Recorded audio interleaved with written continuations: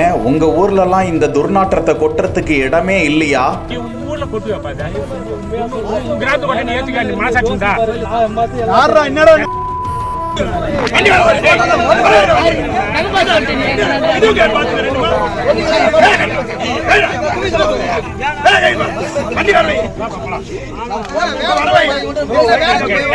பல கிலோமீட்டர் தாண்டி துர்நாற்றத்தோடு கோழி இறைச்சிகளை கொண்டு வந்து ஏரி பகுதியில் கொட்டி நார அடித்த நபரை மடக்கி பிடித்த பொதுமக்கள்.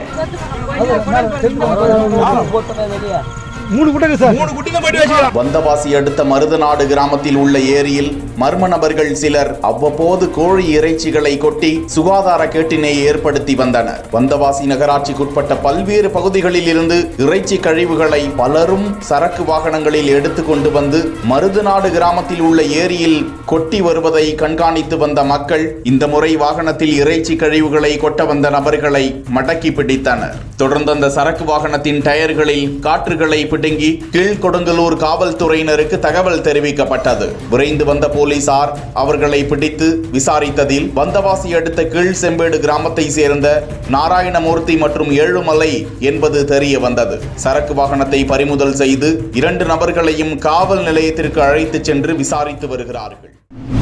தூங்க முடியல, நாடகம் பார்க்க முடியாது, தூங்க முடியாது, நாடகம் பார்க்க முடியாது. எப்பெல்லாம் திறக்கா தெரிய மாட்டேங்க.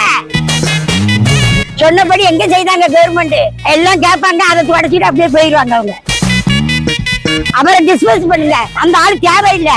இல்ல ராத்திரி 10 மணிக்கு தொட்டியை ஊத்து பாப்பா இதான் சொல்லி அப்ப நாங்க வந்து பொம்பளைங்க வந்து பழத்தை கொடுத்தாத்துக்கிட்டு இருக்கோமா, வீடு கரையா கிடக்கா அப்படின்னு.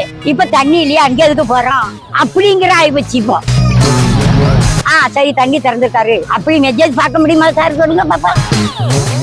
இந்தாப்பா ஒரு சீரியல் பார்க்க முடியல, ஒன்னும் பார்க்க முடியல, தண்ணிய உங்க இஷ்டத்துக்கு விட்டா நாங்க எங்க இருந்து நாடகம் பாக்குறது அப்படின்னு இந்த பாட்டிமா பேசின இந்த பேச்சானது இப்போ இணையத்துல வைரல் ஆகியிருக்கு, பலரையும் சிரிக்க வச்சிருக்கு. நெல்லை மாநகராட்சி பகுதிக்கு உட்பட்ட 41ஆம் ஆண்டு பாரதி நகர், தியாகராஜன உள்ளிட்ட பகுதிகளில் கடந்த சில தினங்களாவே குடிநீர் விநியோகம் சரியா இல்லை அப்படின்னு சொல்லப்பட்டிருக்கு. இதனால பொதுமக்கள் மிகுந்த சிரமம் அடைஞ்சிருக்காங்க. பல முறை மாநகராட்சி அதிகாரிகள் கிட்ட இது பத்தி முறையிட்டும் எந்த விதமான நடவடிக்கை எடுக்கப்படல அப்படின்னு சொல்லப்படுது. இதனால இந்த பகுதி மக்கள் காலி குடங்களோட சாலை மறியல் போராட்டத்தில் ஈடுபட்டிருக்காங்க. இது பத்தி தகவல் தெரிஞ்சுக்கிட்டு மாநகராட்சி அதிகாரிகள் பொதுமக்கள் கிட்ட பேச்சுவார்த்தை நடத்தியிருக்காங்க. முறையா